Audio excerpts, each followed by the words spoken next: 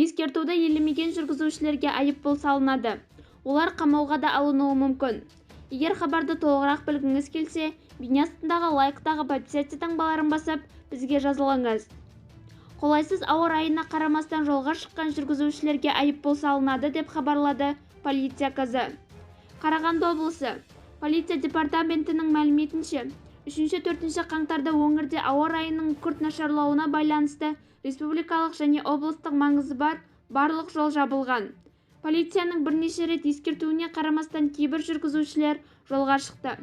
3 жүргізуші полицейлердің талабына бағынбаған. Олардың кім екені анықталды. Жүргізушілер әкімшілік құқық бұзушылық туралы кодекстің 667 бабы бойынша әкімшілік жауапкершілікке тартылады.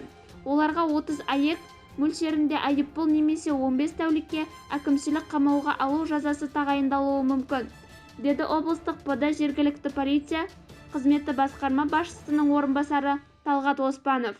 Бізді бақылауды жалғастырыңыз.